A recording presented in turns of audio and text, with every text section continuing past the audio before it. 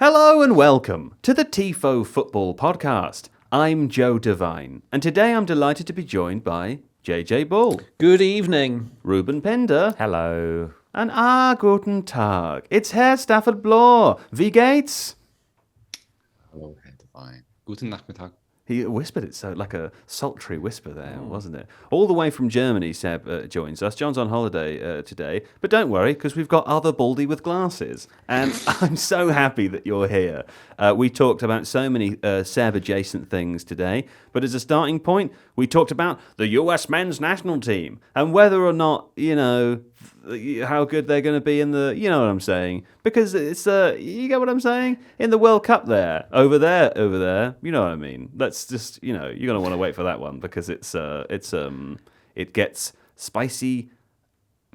Now, what else is there? There's, what is a nation's footballing identity? We talked about that. We didn't answer the question, but we did try to talk about that. And also we heard what Thomas Tuchel thought about that as well, and what Thomas Tuchel thought about Gareth Southgate's England, for which I will never forgive him.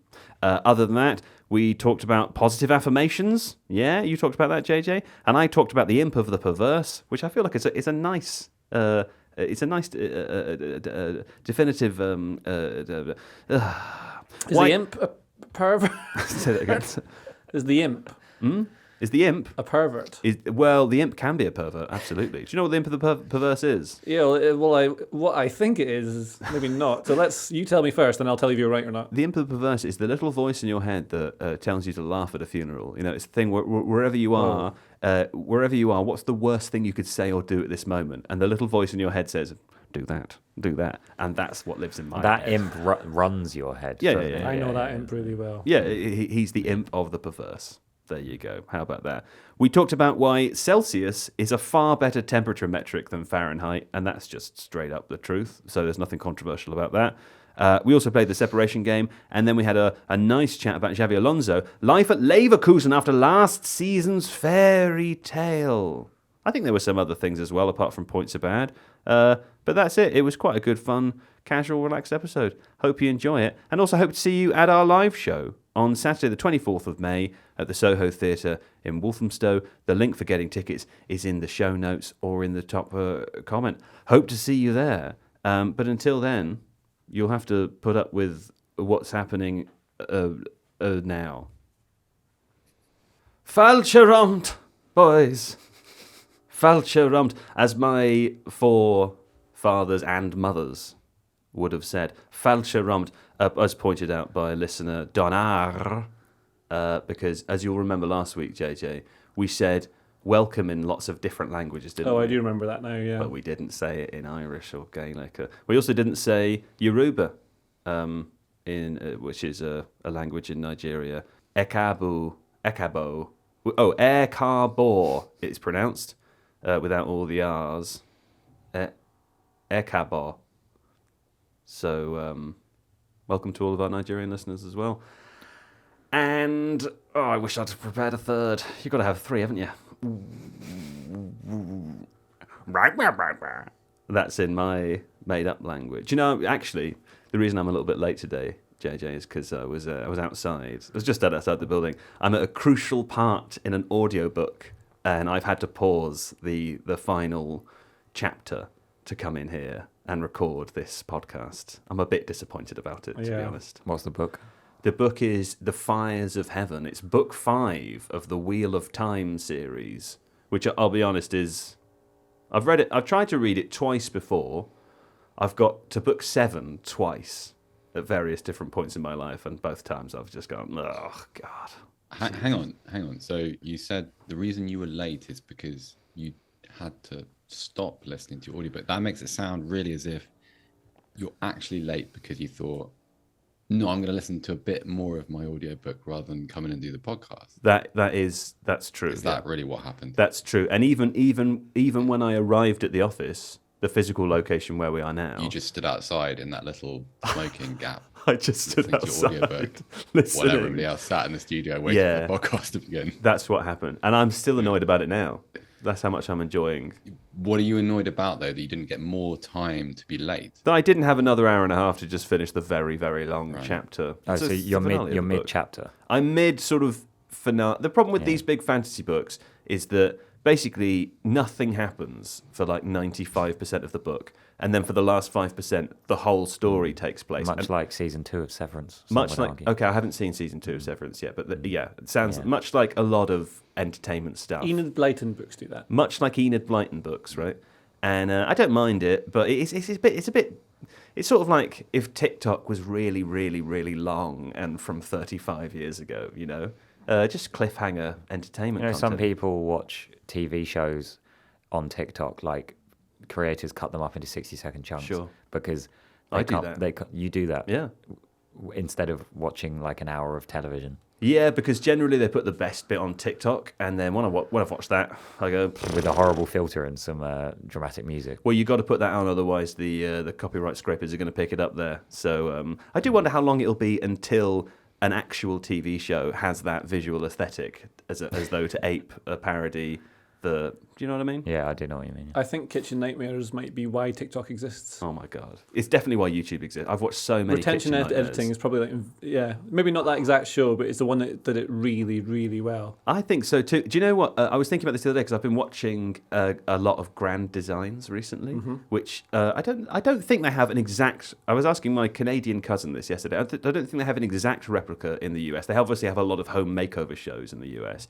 But Grand Designs is hosted by this very posh English man called Kevin MacLeod, who's at once a total and absolutely amazing. Like he's one of the best TV presenters. He's a wonderful brilliant. presenter. No, he is, but he's got this like one of the things that makes him brilliant is he's got this like horrible, not toxic, but he's got like this kind of very rough edge to him. Where what you know is he knows that like one of the reasons that people enjoy watching him and the show is because he's not afraid to kind of to poke at and say the really. And that's a bit Ramsey-esque, is it? It's a little bit. It's a little bit. It's a much kinder, politer version of Ramsey.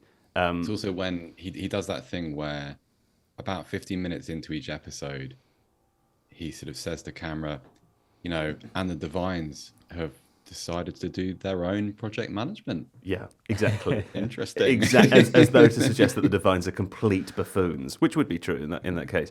But the reason I bring it up is because this show it's sort of a home makeover show. It's usually like a build your own house show, and the TV show follows people sometimes over like many years. I watched an episode the other day that was 8 years long. And firstly, I thought, there's no way this would ever be commissioned now. Like, the effort going into one episode of an hour-long TV, filmed in various junctures over 8 years, is no way worth it, right, for a starting point. So it's so uneconomical it would never be made now.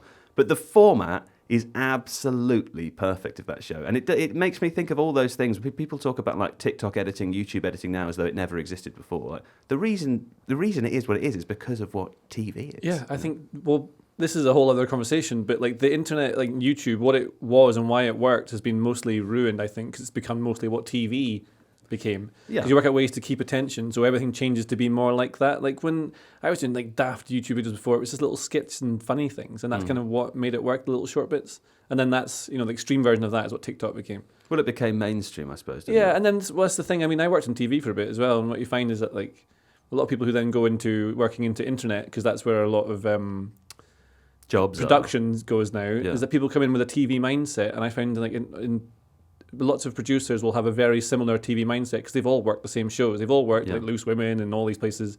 So your production standards are very similar, which is why so many TV shows are exactly the same, but they're the same because they kind of figured out already how that works. It's a weird cyclical thing. So I said to you ages ago, I thought internet would be more like like TV. It's definitely become more like TV, hasn't it? Yeah. And now it's where Kevin MacLeod belongs, and where Gordon Ramsay belongs, and where the US men's national team belong as well on the internet. Because if you had to watch a whole game of the US men's national team, like on TV, you presumably would want to turn the TV I've watched off. 10 minutes of them this morning. They're bad. Right. Well, Well, most fans, I think, did prefer to watch them on TV because if you saw the attendances at the SoFi Stadium for their games this weekend in the CONCACAF Nations League, which I this weekend discovered existed, it looks awful. Like the stadium's 70,000, very few people there, which only adds to their current malaise, which I'm sure we'll go into. It's been a bit of a wet week. Go on, Seb. I was going to jump in actually because I was reading about this attendance thing that Ruben brings up, and apparently for both games they sold.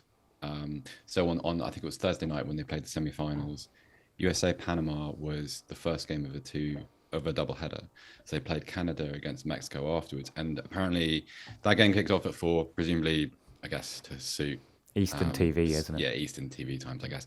But also, you could only buy one ticket. So if you wanted a game, if you wanted to go to Mexico, Canada, you had to buy the 2-game ticket. So I guess probably a lot of people not wanting to skip out on work on a Thursday. Yeah, they do that. They do that in cricket as well, in the 100, Yeah. which is a awful gimmicky tournament. But they'll do the women's match first and the men's match second, and your ticket gets you access to both. Right. But they, But surely that just screws the game that people don't want to go You'd have to. thought yeah, so. yeah. Yeah, How like bizarre. I was listening to a couple of Americans, not listening, reading what a couple of American fans were saying on Blue Sky, and they said that apparently it's a holdover from the Chuck Blazer era. It was an idea that he had, which obviously, like, they have it in baseball. They have those sort of day-night games and double headers sometimes when they need to make up gaps in schedules.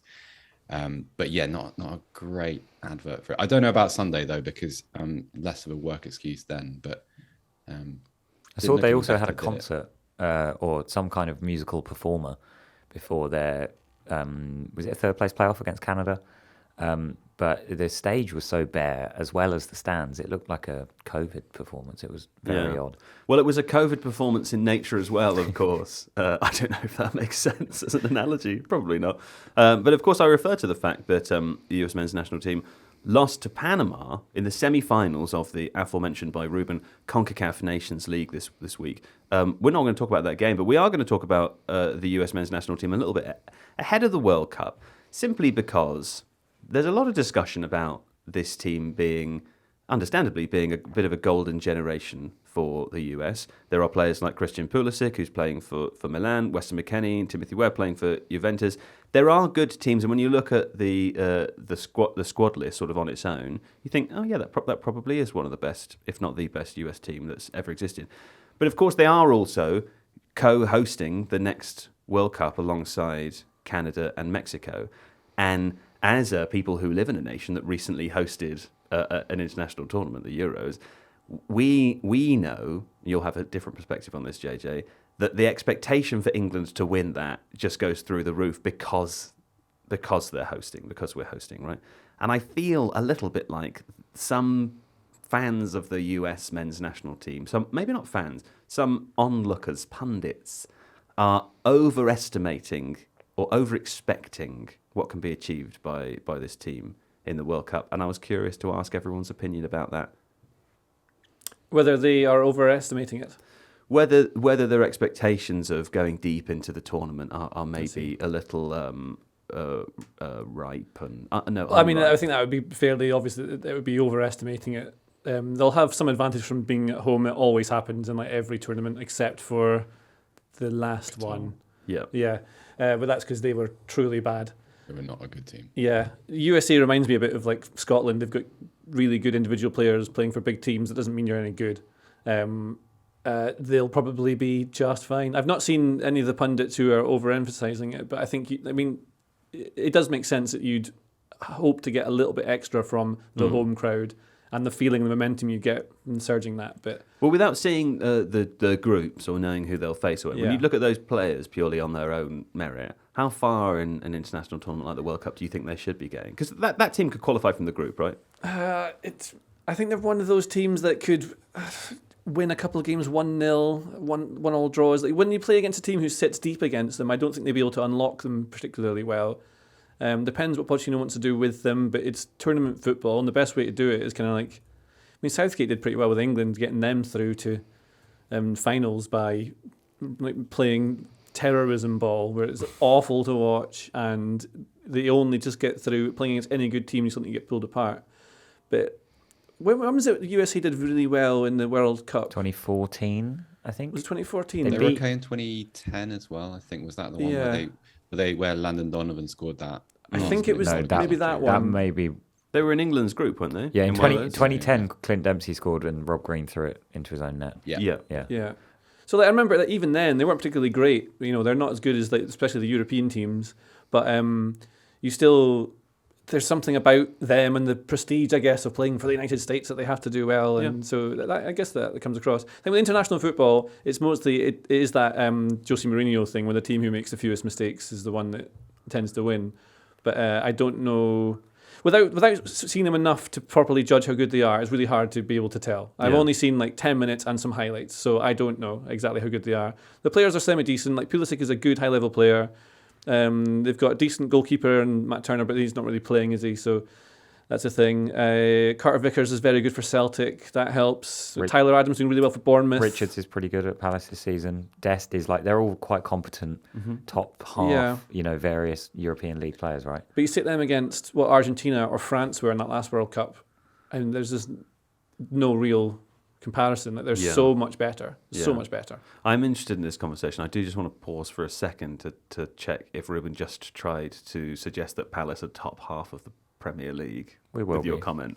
I think that was a very sneaky. Sorry, little I sneak in. mentioned I mentioned that Chris Richards. That Chris Richards is having a good season. Chris Richards having a good season at Palace. They're all top half of No, my European point. League. Who does Serginho Dest play for these days? PSV. That was my point. Yeah. Right. Yeah. Sure. But he's been injured for a really long time, Serginho Dest. So right. not. I don't think he didn't play against Canada. Yeah, they're missing quite a few players of injury, weren't they? These last couple of games. Well, what do you think, Seb? Balogun. When I watched the highlights of the Canada game, and I was looking at the squad that the Pochettino named. There's nothing in there that I'm afraid of if I face them. Like Pulisic on his day is a really, really good player. You could make that case for a couple of guys when you say, right, put them in their prime form, peak athletic condition, and like Adams is a good player. Reina, not really a factor because of how little he plays for Dortmund. He's not going to be in Dortmund beyond the end of the season. He's going to move. Looks a little bit lost.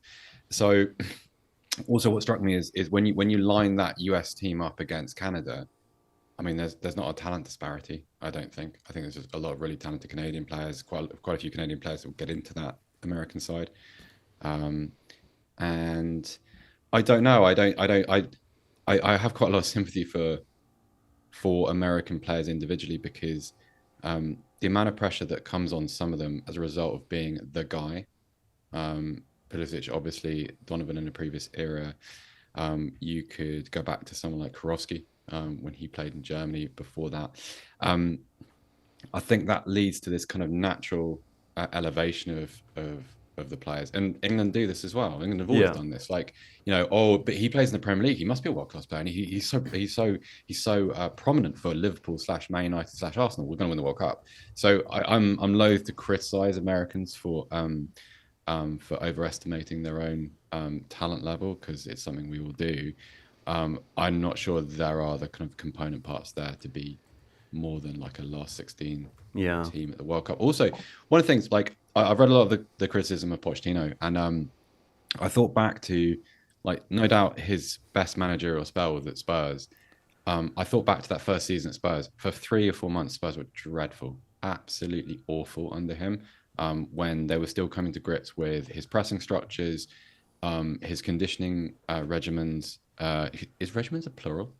Yeah, I guess so. Regimen? Yeah, regiments. Yeah. Should we let it go? We'll let it go. I think it's fine. So it took a while for the pieces to come together, but also, what's the roadmap? Because he's never been an international head coach. It's a different rhythm. It's a different. You get a lot less time with the players, also. So if it was a few players. months with that Tottenham team that took a while to get used to that style of play, then and also that Tottenham team became a system team, right? It was a few really talented players, but the system was greater than all of that. And so you're trying to implement system football in an international environment. It's quite hard to do. So I don't know. I'm not convinced by any of it, really. No. There's a lot of parallels with England, right? Like there's a lot of comparisons there, but I guess the difference being that England are in a slightly better place than the US, like in vibes wise, in terms of recent achievements and kind of how much they still need to do. Like, it feels like the US team, like we've established, is quite talented, but they've just got a long way to go in terms of turning that into success at tournaments for all the kind of tactical reasons, like how much time do you have with these players? And obviously Tuchel having a similar job to Pochettino. Come in, you've got 18 months, whatever, 60 days of contact with the players. That has been a big theme of conversation this week, whereas Pochettino, I just can't see how he has enough time or the nation has enough patience for him to turn them into what they want him to be. The other thing is that in international football, it tends to be like smaller team or like, traditionally weaker teams who do well in tournaments tend to be a bunch of really hard-working, semi-decent professional players. And Gareth Bale. That's exactly what I was going to say. And Right. and one international superstar. The underdogs plus a superstar. So like, if you have that level of like elite world-class talent, like Pulisic is a really good player. I don't think he's not Gareth Bale. He's not elite. No, he's not Gareth Bale. Who can win you a game on his own. So if Yeah. you have if a game is slowing down because it's two teams who are scared to lose, which is mostly what international football is, because it's mostly a knockout thing. The ramifications of conceding one goal are massive for an entire nation. And so like, if you can suddenly have someone who can ping a free kick in from 30 yards or beat two men and score, you've got that. Alphonso Davies is sort of that for Canada, but again, I wouldn't put him at the elite, but he can still do something out of nothing, where I think the USA don't really have that exact kind of player. And it probably hurts that they expect Pulisic to be that player, right? Like it can't be. I know like elite athletes are meant to be good at taking that pressure and kind of thriving in it, and that is the difference between good players and great players, etc. But it can't be helpful for all of that to be put on him.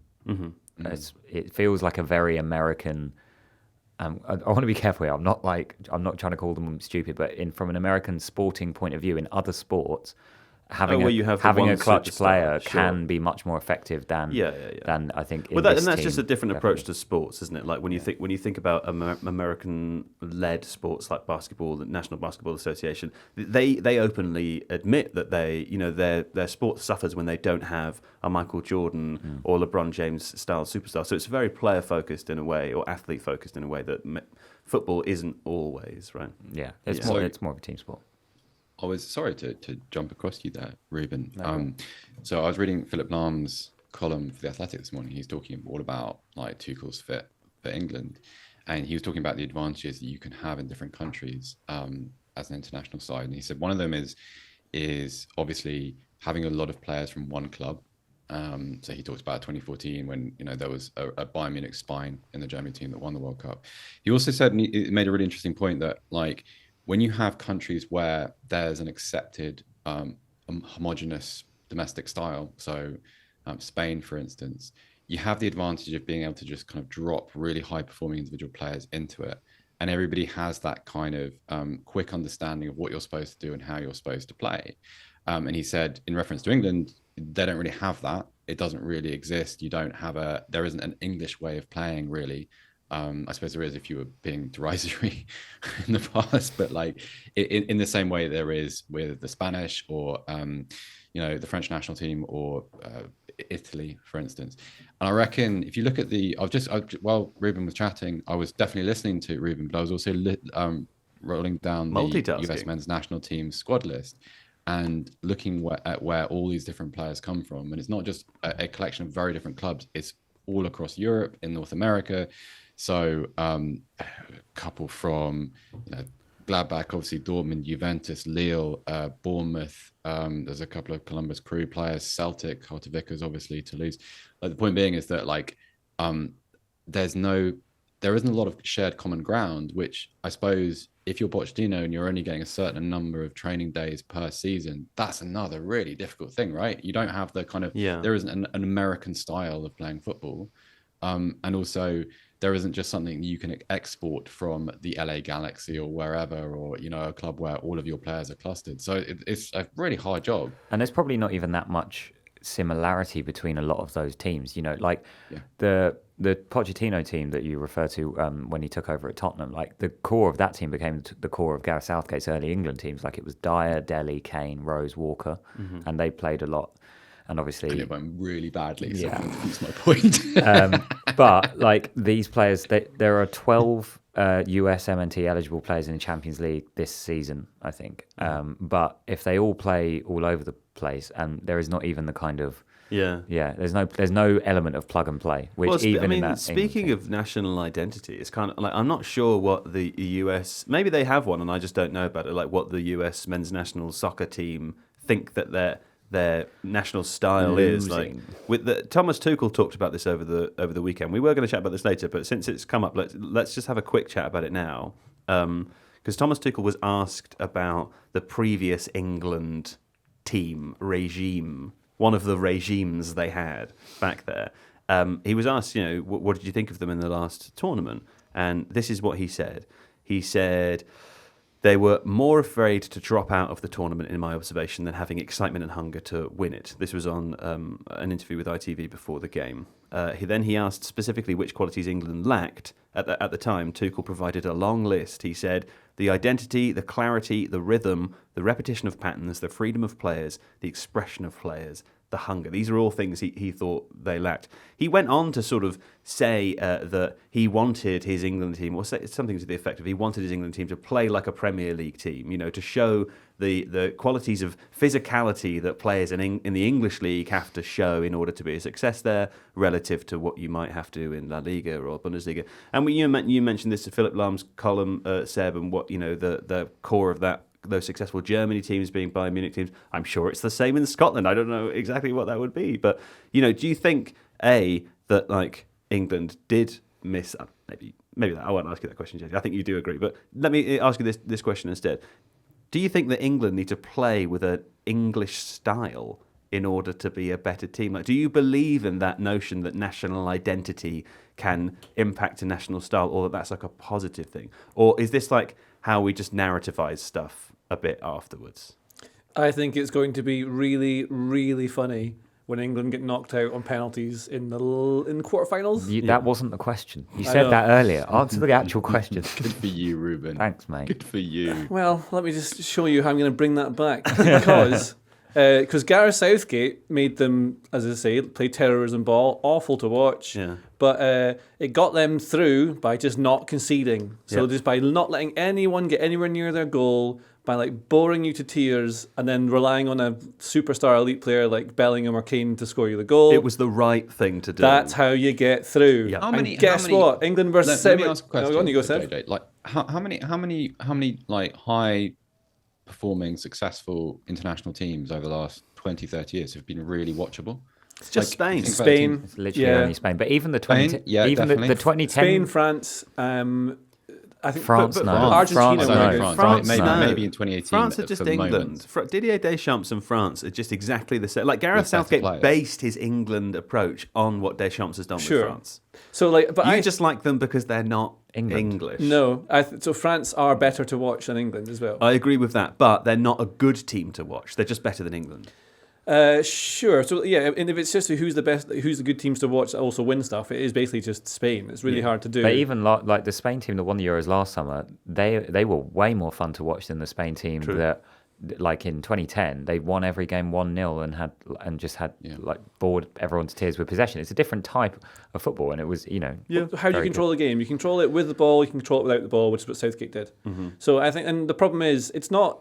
England go out in tournaments not because the managers got their tactics wrong often. It's because the players feel the unbelievable pressure of what they're doing, and they are scared to fail.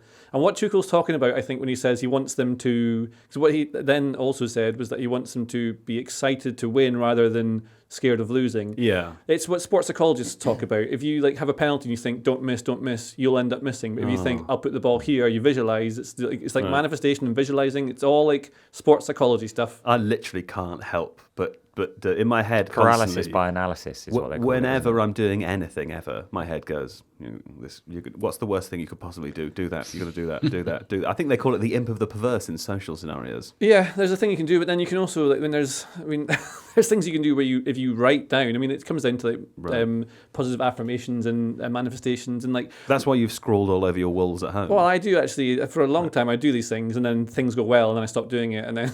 The correlation lines up. Yeah. But like Wayne Rooney talks a lot about visualising things the night before, so he'd visualise himself scoring a goal so you can apply that. So what Tuchel's doing, I think, is trying to change the mentality of it, and I understand it because England have elite players and they could, in theory, play in this sort of way that they can just dominate teams and batter them and be able to win. But I mean, in tournaments, again, you can batter a team, but they can just score against you on the counter-attack. And that's like the way to win. What Southgate, I think, did was try to like... if he's like AI, what's the most successful route? What's the most efficient way to win? Is to not let the other team score from Harry Maguire's giant head from a corner, and then you get wins. And it's the most sensible thing to do. Well, and he's the most successful English manager in the history of the country, bar one. Yeah, and so when Tuchel changes what they do to become more of a Premier League team, or however he wants them to play, and open them up, and whatever he does with it. When when they play against the first good team they come up against in that tournament, and they lose on penalties, or heroically to some like counter-attack goal, it will be funny. Or sad, depending on your perspective. But true. Yeah. But Isn't true. this like when someone says, "Oh, I want England to play like a Premier League team"? It's like a conversation you can have with someone down the pub. Mm-hmm. Like the amount of sort of casual observers of the game say, "I wish player X could play like he does for Team Y." Sure. It's not. I don't think it's groundbreaking analysis. Also, what does it even mean?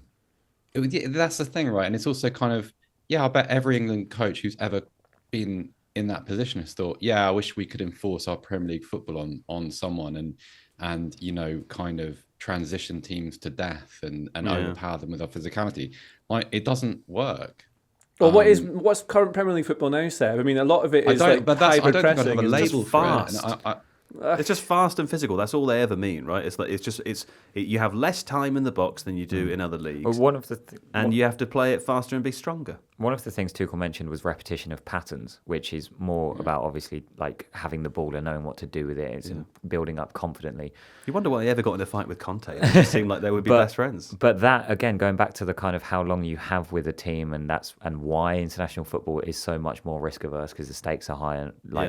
In important games, like that is really difficult to Do you implement. have time to instill the automaton? Exactly. Thomas Robbie the automaton. The Thomas Tuchels is quite fun. Yeah. But also the players aren't going to have the intensity at this World Cup. Like this is not an original point, but it's going to be really hot at the end of a very long season. Like the Club World Cup is the end of this season, and then the International World Cup is at the end of the following season. Sure. The idea that Harry Kane, having watched him last summer with a bit of a back injury, clog about the place, is going to be able to lead like an intense press. It's just like it's naive. It's not going to happen. And certainly not in Dallas, Texas, when it's 157 degrees Fahrenheit. I don't know what Fahrenheit is. I don't know how to work that out there. You know what grinds my gears? They always say Celsius doesn't make any sense, but guess what? At least zero's freezing. It makes perfect sense. It's the only thing you need to say in 0 that to argument. 100 is a really good way to work it out. 0 to 100. If it's not 0 to 100, if freezing is like a minus to 12 or something, you've done it wrong. You might as well colour the temperatures by colour. Agree. I'll give them yellow kilometres though. today. That is better than miles. Yeah, maybe that's true. Okay, well, I mean, just to wind it back around, to say one more thing on the World Cup. I was thinking as you were talking earlier, Seb, that really perhaps the challenge here for the US men's national team is not to win the World Cup, but just to go further than Canada and Mexico, because those are the other two hosts. Well, the reason we're not talking about them is because their cultural appeal is lessened than the US. It's part, like, that's kind of part of what I was saying before when I was questioning, like, potentially, I meant it with no disrespect, outsized expectations. But there's a reason that we're talking about the US men's national team, and we're not mentioning really Canada. We're not mentioning Mexico. Both national teams, maybe less so Canada, but at least Mexico could make an argument for having been a much stronger team throughout the history of world football. No, Mexico's pedigree as an international football team is far greater than either of the other two hosts, of course. Mm-hmm. Biggest stadium in the world, the Azteca. Yeah. Is it? Yeah, it's like 100,000. Wow. But also, like the Canada comparison, since you have brought them up, like they have a less heavy shirt. They're on a kind of underdog trajectory, whereas the Americans now have the expectation. It's like the whole Southgate journey with England is expectations are at rock bottom. Nothing could be worse than this. Oh, we've suddenly in a semi-final. Everyone is delighted. Now that we've done that, anything less than winning a final is failure. And then, everything is always weighed up against that. And of course, it should be mentioned that Canada are now lucky enough to have tactical genius Jesse Marsh at the helm. That's true. Now, before we finish, let me ask you one more question. The one thing I think is kind of fun about the World Cup is that because it's spread over such a large surface area, the places you could visit if you were going are genuinely very different from each other. Which is very different from it being in essentially all in Doha, which is go to one World Cup city. That's cool in and of itself to be like in one party festival area. But if you could choose to go anywhere in the Canada, USA, Mexico World Cup, if you can go to one city to watch one game, JJ, which city would you go? What's drawing you? Oh, but there would be too many. I don't know. One one. The only one I can think of off the top of my head is New York. Do you want me to tell? Well, there's New The Jersey. Finals in Jersey. Yeah. I can tell you some of the locations if you like. Yeah. So there's Foxborough, East Rutherford. I don't know where any. Oh, there's I think Inglewood. it's I know that's in Foxborough in America. Foxborough. Is there one in Yeah, Mexico that's near where the that New England pyramid Patriots thing? play. There'll be. I don't know where the ones in Mexico are. Is there one near that pyramid? There's one in Mexico City, so I don't know if it's near the pyramid or not. Okay. There's one in Guadalupe. Don't know if that's near the pyramid or not. But I mean, once you're in Mexico, you can go to the pyramid. It's quite large. East Rutherford is the New Jersey MetLife Stadium. That's where the final is. Right, Yeah. that's where the final is. Okay. But apart from that, you can go to Atlanta in Georgia, Kansas City, Vancouver, of course, on the west I'd coast like of to go to Canada. Vancouver. Do you know I've what? never been to Canada, but I'd love to go to Vancouver. Little hot take here. Vancouver's rubbish. Really? It's rubbish. I love Canada. I adore Canada. I've got family there. I've spent a lot of time there and have been in many places. So this is an experienced opinion. Vancouver is rubbish. People say, oh, it's a city, it's got a mountain and the sea, and there's a beach there. And to be fair, you can just walk to the sandy beach from the skyscraper. But it's so... it's a bit like, reminds me a little bit of Zurich, It's just very, very clean. And Sanitized. I was really bored when I was there. That's interesting. I've been to Toronto. Toronto's cool. I like Toronto. A lot of my Yep. friends actually, a lot of them moved to Toronto. One of my Yeah. good friends live there now. And They all moved except you. I mean, well, no, it was just it's like my friend Callum and that he's there. Yeah. But the what I thought of Toronto is that it's like going to New York, but without all the stuff. Yeah, yeah. It's like if a video game did a version of the city, but they didn't put any of the good bits in it. Sure. I know what you're saying. It was cool. I like it. I I liked like it. it in Toronto. Banff National Park, absolutely beautiful, by the way. Vancouver Island, lovely. Head over to the island. Just, the city. One cool thing is you can go on the Big Hill with the bears on it, but the number of mosquitoes up there. The number of bears is one of the things that Not puts me off bears, going to like yeah. national parks in America. I'd like to go and see Bears. I went to Bears are Yosemite genuinely National scary. Park, and there was, did you? we were warned about the bears at night. You have to be warned. Do you know, I went to Whistler in Canada, which is a sort of almost like a toy town. I know they didn't actually build it for the Winter Olympics, but they might as well have done, right? Like then there's a lower village and an upper village, and it's all skiing. There's two mountains, and there's a pretty cool cable car between the tops of the mountains, so you can go across the valley. But I went with my sister Alice, and she went out on a guided horse ride through the woods and up into the mountain there, and I stayed in the bar. And then I was check the time. Okay, it's time to go back and meet Alice up at the stables. It was in the sort of top half of the upper village, a bit near the toboggan run, And I was sat by the stables, looking up at the hill, waiting for her arrival, and all of a sudden, I saw a massive, massive bear just coming over at the top of the cusp of the hill, and I looked to the right, and one of the men who was managing the toboggan run was legging it up the hill towards the bear, screaming. And it turned out there was a family from East Asia who were just below the crest of the hill, walking towards the bear. So they couldn't see it, and I could from my vantage point, and that's the same. The toboggan man was running up to warn them. They come over the crest of the hill and see the bear. And obviously, if that was me, I'm legging it as fast as I can in the other direction. No. The iPad's out, phone's out, taking photos of it. They're no more than like 5 meters from the bear. The toboggan guy is screaming, Get away from the bear! And this is exactly where my sister's supposed to be coming back on her horse. Nobody died, it was fine. But I did think, come on, guys, don't take a picture of the bear. They had children with them. Children! Maybe it was What I a like about celebrity this bear. story is that you were watching this unfold, but did nothing. Oh, Like, yeah. you I was waited for other hoping people someone to would be intervene. mauled. I couldn't wait No, but for a you mauling. would just stay silent. You could see it happen, but you just... I'm glad that nobody was mauled that day. Speaking of bears, do you remember that Arlington, Texas has some games at this World Cup? Oh, yeah? Famous for that news headline where there was a polar bear in Arlington, Texas. Was there? Yeah. Wow. You know that? It's like a meme onto it. Yeah. Don't know that. Well, yeah. There's some hot venues. Miami in the summer, very humid. Hot stuff. Well, there we go. That's America done and dusted. Shouldn't have any more problems now, should they? Is that our contractually obliged bit over? I thought that was a fun bit. I agree. No contractually obliged. People will say that, by the way. People will go, oh, it's the Athletic. They've been told to say. Nobody cares enough to tell us what to say. I promise you. There's no editorial oversight here because it's not needed. Because we are Good. great guys. But I just thought that was fun because I thought America was getting a little bit big for its boots. Okay. Oh, before we have a break, we should play the separation game, by the way. Seb, it's your first venture into the separation game. Producer Steve has explained the separation game to me. Excellent. I think Seb will be good at this. Okay, great. Well, we're going to play the separation game. Ruben, can you tell us who our two players are before we go to a break? And when we come back, we will hopefully have answers for you. I would like you to find a route from Miles Lewis Skelly to Chris Sutton. Chris Sutton? Mm-hmm. Okay. All right, fine. Let's go to a break. And when we come back, there will be possibly no victors. Okay, back from the break now. I've got one. I know Ruben's got one. Unsure about Seb. JJ's still working on his, so we're going to come to him last. I've got mine. Great. Ruben, take it away. Seb, I'd like to hear your route first, please. Okay, I've done it in... So, Miles Lewis Skelly plays with Declan Rice now. Yep. Declan Rice used to play with Lucas Fabianski at West Ham. Fabianski used to play with William Gallas at Arsenal.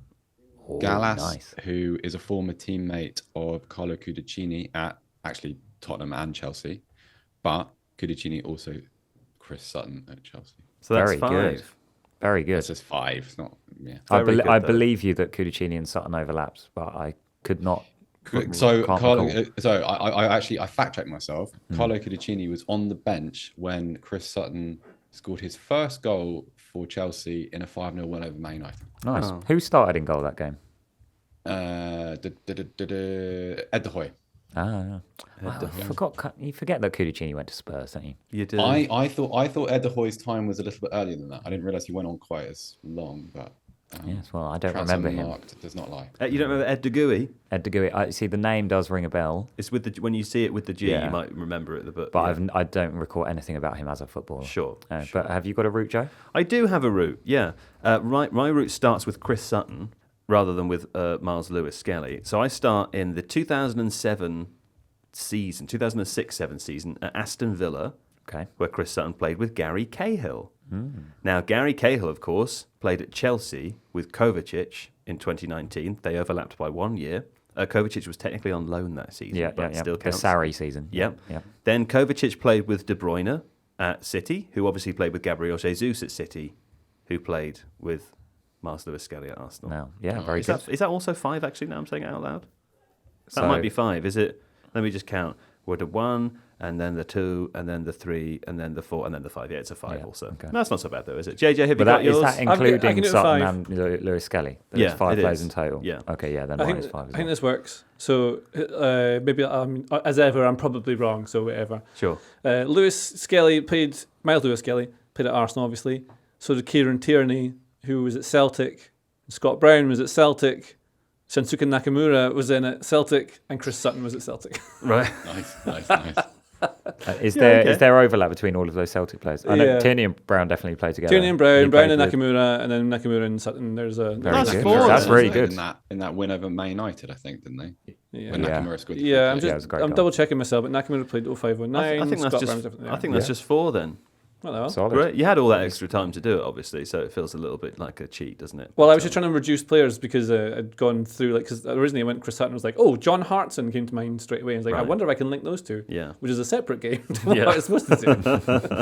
That's why most of my time got taken away. The route that I had written down, which I think, is a 5, is Miles Lewis Skelly plays with Martin Odegaard, who played with Cristiano Ronaldo at Real Madrid, who played with Roy Keane at Manchester United, who played with Chris Sutton at Celtic. That's a 4. I could have probably done a really long one, which would have been quite funny, where I went Lewis Skelly played at Arsenal, and then just link Arsenal players all the way back to John Hartson, and then to Celtic. That would have been good. I should have done that. That would be fun. Okay. Spirit of the game, isn't it, really?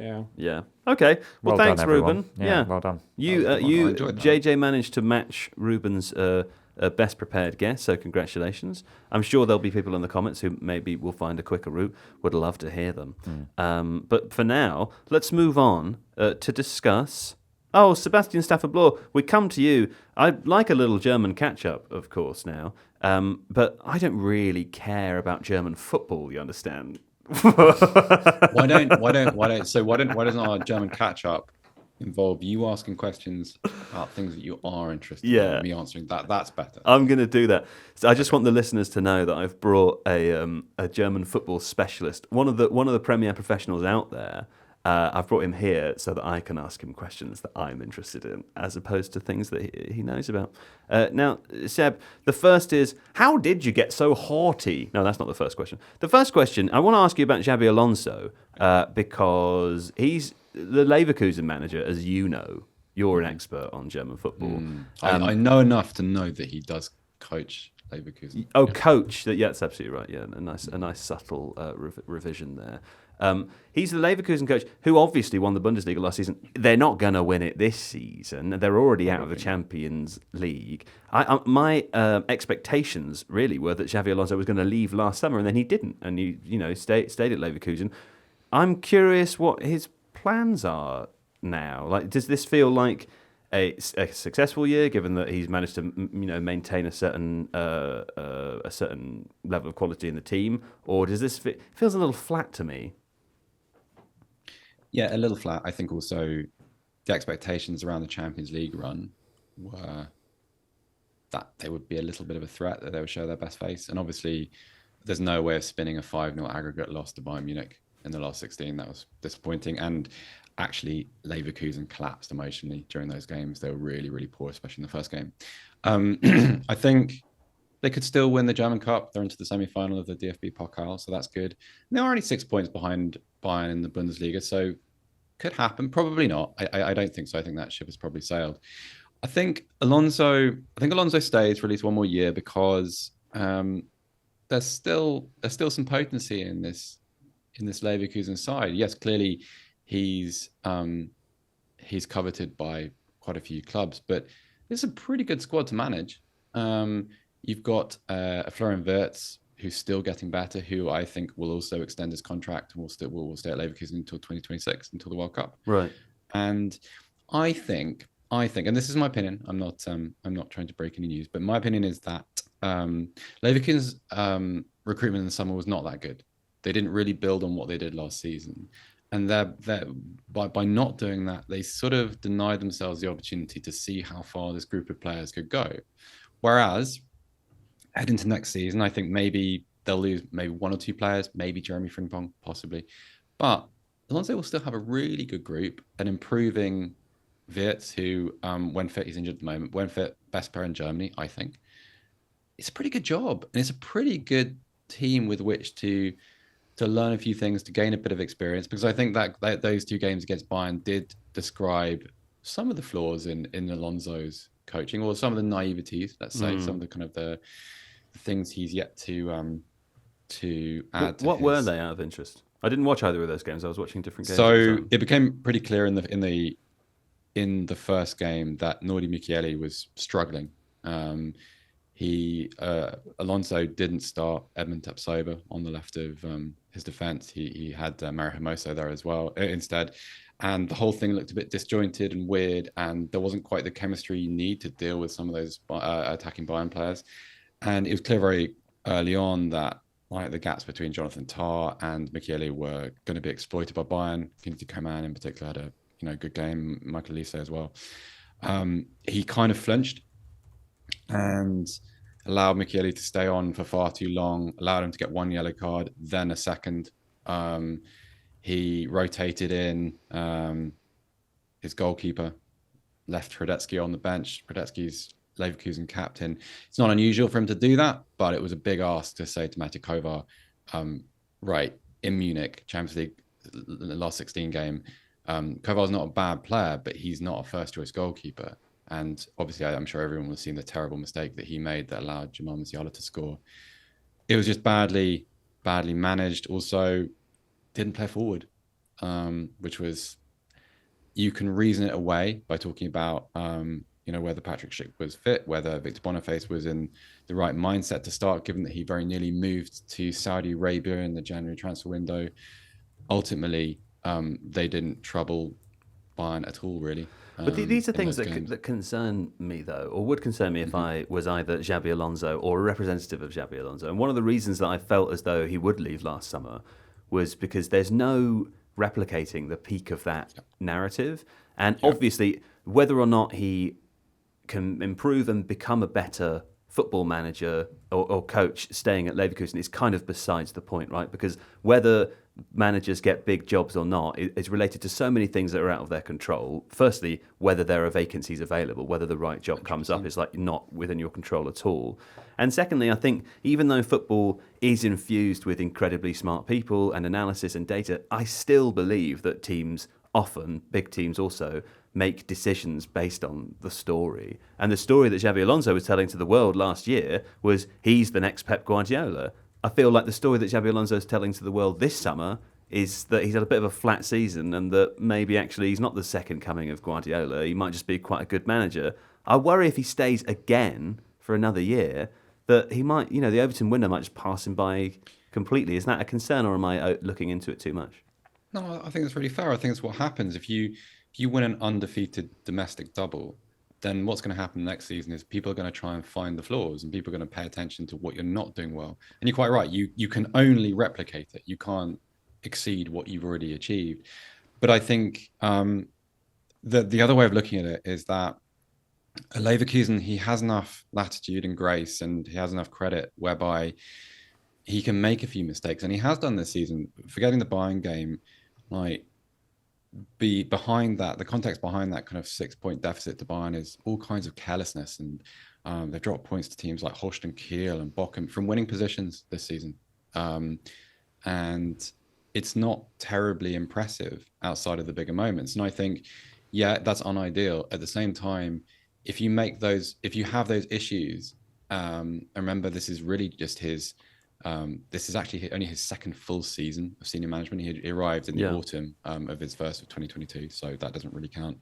But if you have those kind of issues at a Real Madrid or at a Liverpool, I think you don't necessarily have the opportunity to work them through or to kind of evaluate what's happened. Yeah. You just have to deal with the noise, and it's nothing but the noise and the kind of the clamour and the. So it's hysteria. A bet. It's a bet that like staying in the same. He's kind of like the coach version of Florian Wirtz, right? A little bit, and I think the move he makes after Leverkusen is more important than how long he stays at Leverkusen, because I think also the memory of the double winning season is strong enough that unless you watch the Bundesliga week in and week out, you still don't really have criticisms of Alonso, because you didn't see like the ugly goals given away to Kiel, for instance. You didn't see kind of some of the chemistry issues at the heart of that defense around Jonathan Tah. You don't pay attention to that stuff. It's just it's word association. Alonso, great coach, and he is. His football is really attractive. It's really inventive. It's got this lovely spontaneity to it, which makes it's a joy. But like the ideal destination matters more than I don't think he's damaged by what's happening at Leverkusen. I think it's also relative to the club's history. I think they will probably achieve the second highest points tally in their Bundesliga history this season. Okay. So it's really only unsuccessful in relation to what's gone before, and also they will they're rightfully favourites to win the cup. Yeah, Leipzig really the only remaining threat in the tournament to them, I think. Right. So it will be a good season. It's just not quite what it was. That's all. He goes to Real Madrid. He succeeds a coach who's just won the Champions League. Yeah, it's pretty tough. That is Ancelotti as well, who, in terms of kind of Papi Ancelotti with players. Well, the thing is, if you're at Leverkusen, then you can build something in your image. Like, he came into it, and started to build it, did really well with it, but you can actually show what it is you want to do and learn how to do it in a team that is yours and you've molded. So that's the real benefit at doing that at a super high level, and potentially do what like Klopp did at Dortmund, where you can compete against Bayern Munich legitimately for a few years.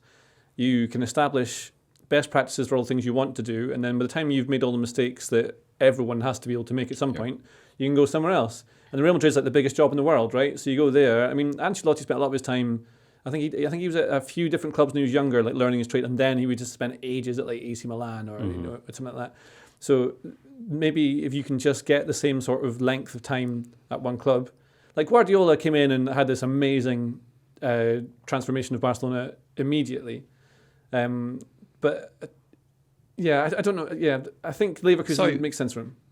The other thing, like I think people underestimate this for Alonso is his working setup at Leverkusen. So if you're getting the squad and the players, he has that kind of straight line between him and Simon Rolfs, who's job title is kind of CEO for football, CEO for sport, and Fernando Caro, who's the CEO on top of Rolfs, and that's a really harmonious relationship. They each know what their roles are. They're each kind of accountable to one another in respective ways. I remember being at their training camp before the beginning of last season in Saalfelden, and after each training session, the three of them would chat on the training pitches. So it's quite hard to imagine that same dynamic existing in a place like Real Madrid. In fact, it doesn't. You don't have that kind of. The club is too big to have those sort of relationships. Someone like Man United doesn't exist because you don't have the position. Those people in position. Liverpool don't know. Not quite sure what the modern dynamic is. I'm a bit out of the loop there. But Leverkusen is a bit of a sweet spot in the sense that it's not a very big club. Its stadium holds 30,000 people, just over.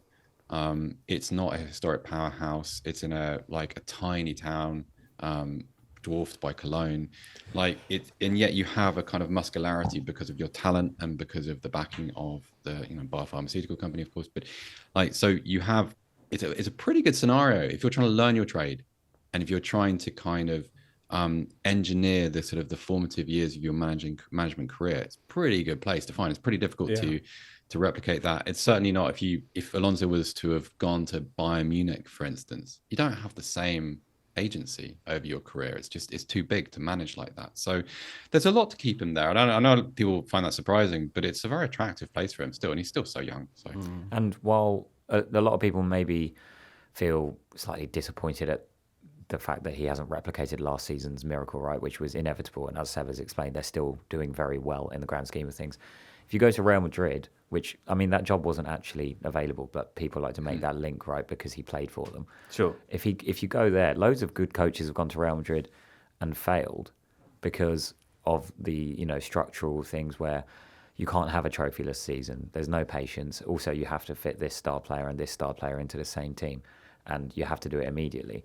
And the potential for his reputation to take a hit by going there and not having these useful setup aspects and having to deal with that, it's a completely different job, and there's no guarantee that it would have gone well. So to stay at Leverkusen for a bit, evolve the team, show that you can do that, maybe win another trophy, and then wait and pick the right job, because he is one of, I would say, quite a small group of top-level managers that will be in high demand.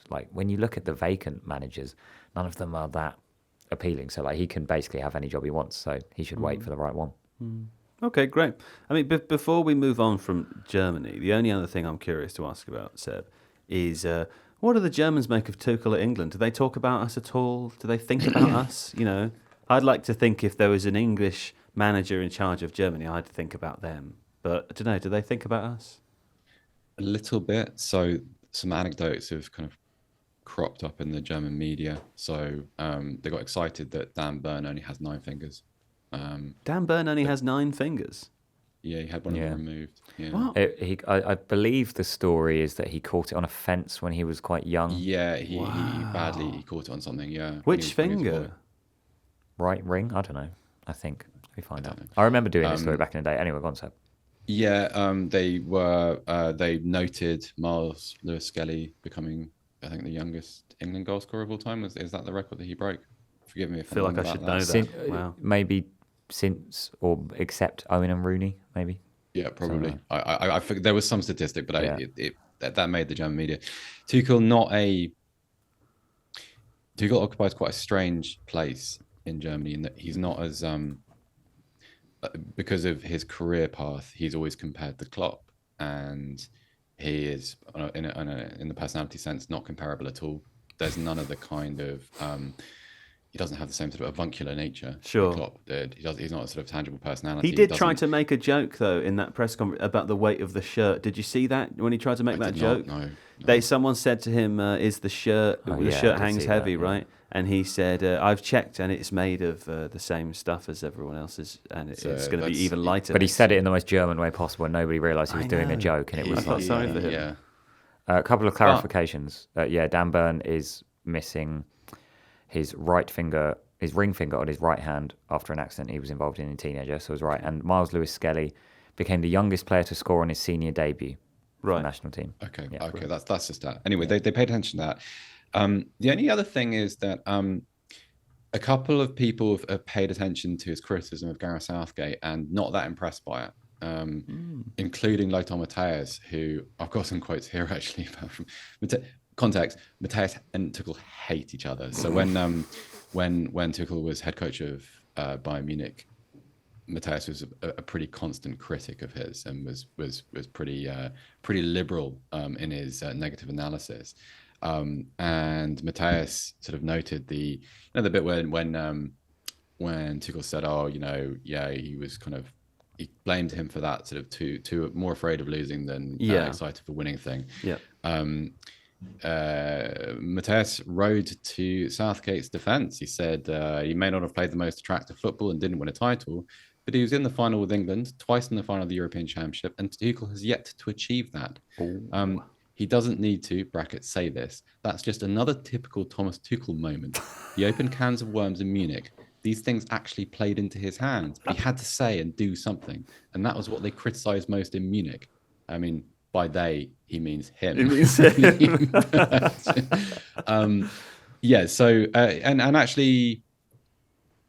There's been a little ripple of didn't need to do that, because the knock on Tuchel, and there's a point that Philip Lahm makes in his Athletic column this morning, is that it never goes wrong for footballing reasons. It goes wrong because he says things or he litigates things through the media. Like at Bayern Munich, Bayern Munich, and this is an interesting one because it's sort of parallel to what's happening with Phil Foden, Marcus Rashford, Jude Bellingham, is he kind of picked a fight with Joshua Kimmich in Munich, which is you're not winning that. Yeah.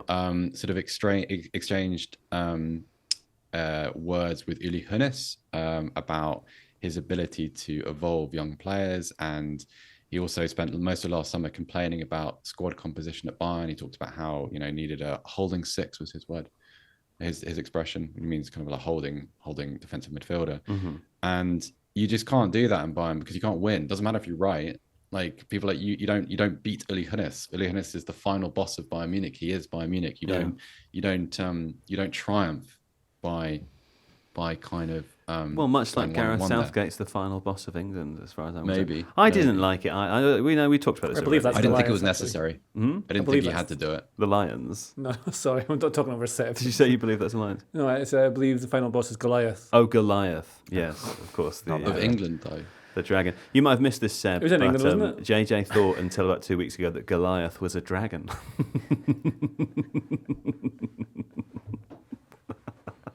Why? Why did you think that? Because the boy David is like a dragon, haunting the village. The boy Dave. Yeah. Did you think David was a what did you think David was? Well, David was George. I think David's a normal boy in the village, and he's heard all about this dragon, and so he's gone up and says, "I'll show you." Like the people of the village, they underestimated David in the village. They didn't think he's up to much. No. They thought, "Oh, he's that weird guy." They didn't realize he was going to become king of Israel. They didn't. No. And through his reader, neither did I. Who would give birth to Jesus Christ himself? He gave birth to Jesus Christ. He didn't, but I think Jesus Christ is supposed to be part of the lineage of David's line. I think David's son was Solomon, wasn't it? Don't ask me. Solomon the wise. That's Saruman the wise. I think you might have made up quite a lot of this. No, Solomon actually was David's son. I agree with Seb that Tuchel didn't need to say those things, and that didn't need to say. But at the moment, the reaction here has been quite positive to those because, he's not lying. Like, we could all see that happening at the Euros. But if he continues to, as he probably will, be that character and say unhelpful things, then... As I said earlier, it's going to be It's very a weird funny. habit. like it's like a kind of an impulse that he has where, because what if someone says something snarky in a newspaper article and he picks a fight in the middle of an England press conference, because he does that, and he did that in Germany.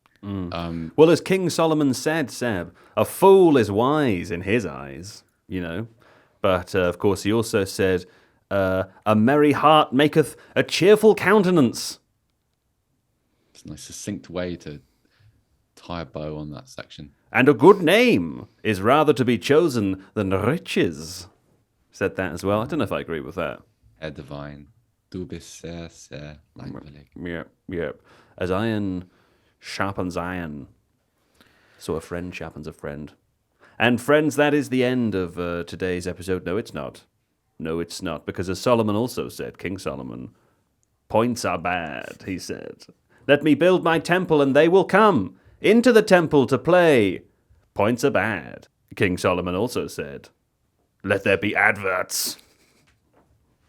Oh, King Solomon loved the adverts. He loved them. He used to buy all sorts of things from adverts, including that shake weight and green protein. Green protein. Now, points are bad. Let's play points are bad now. Seb, it's been a while since you've been here, so let me tell you, you're still third. You're still third, not to worry. Really? I haven't been on for months. I've tried my best in your place. Yeah. Ruben's done quite a good job. So I'm still ahead of JJ. You're still, you're actually quite far ahead of JJ. I'll come and tell you the final points after we get through. But last week, you'll remember, of course, that we chose to predict for Wales versus Kazakhstan and England versus Albania. So starting JJ, with... did you predict a 5-0 Albania win again? No, because I'm not like that, Seb. You're not like that, but not like that anymore. Because there was a period where You did do that all the time. you Did did what? that Through quite one a of lot. the last Euros, you just, whatever the England game, you predicted England to lose 5-0 every time. And you said, spirit of the game. It's a good bit, isn't it? No, I didn't like it If at we do all. it consistently, it's good. Yeah, but you hated don't it. like it when England lose. I hate you, and I hated it, and I hate it when England's here, and I'm England actually is afraid of the World third Cup. player of the Tifo Football podcast. Just Anyway, JJ, you added 7 points because even though you said England would win 5-1, they didn't. They won 2-0, and you added 4 there. You also said that Wales would win 1-0 against Kazakhstan, and they won 3-1. Oh, that's good for them. Congratulations to Wales. Seb, you did just one better than me as Ruben.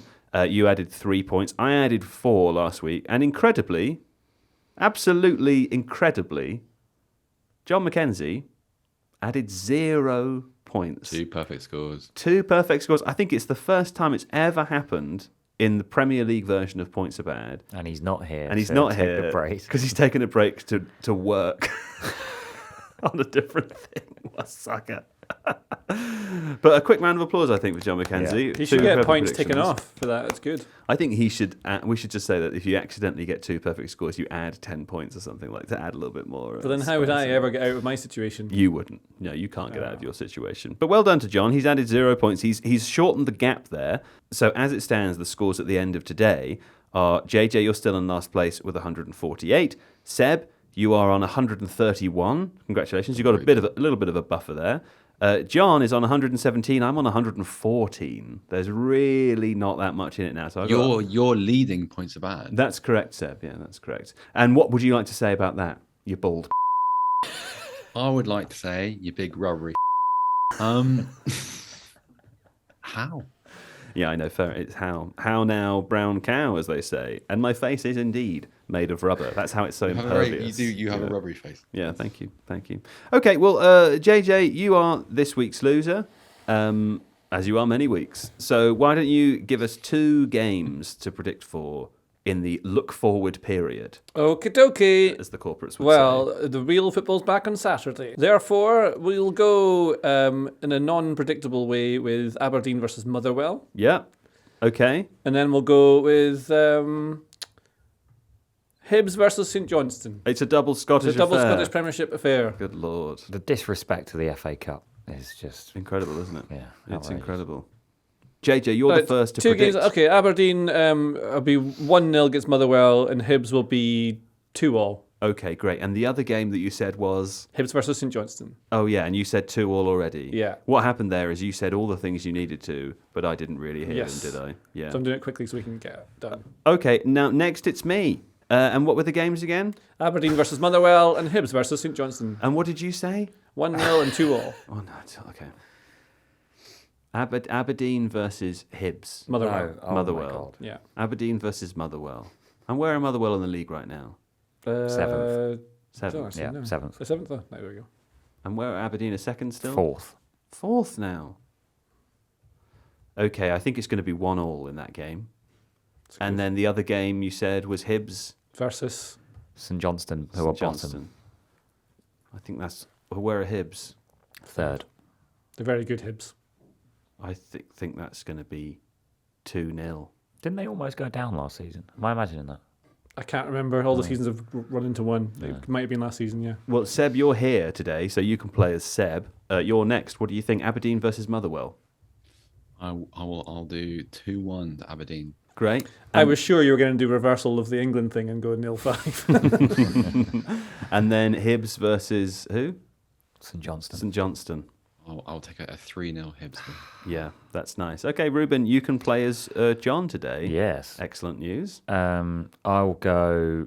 What scores are left for Aberdeen Motherwell? What scores have been taken? We've had 1-0. Aberdeen Motherwell. 1-1 is Joe, shockingly. 1-0 is JJ. 2-1 Seb. Okay. Oh, that's not nice, is it? Sounds like you 2-2. 2-2. Yeah, for Great. Aberdeen Motherwell. Great. And Hibs will beat St Johnstone 4-1. 4-1. Wow. It's a lot of goals. John wasn't left with...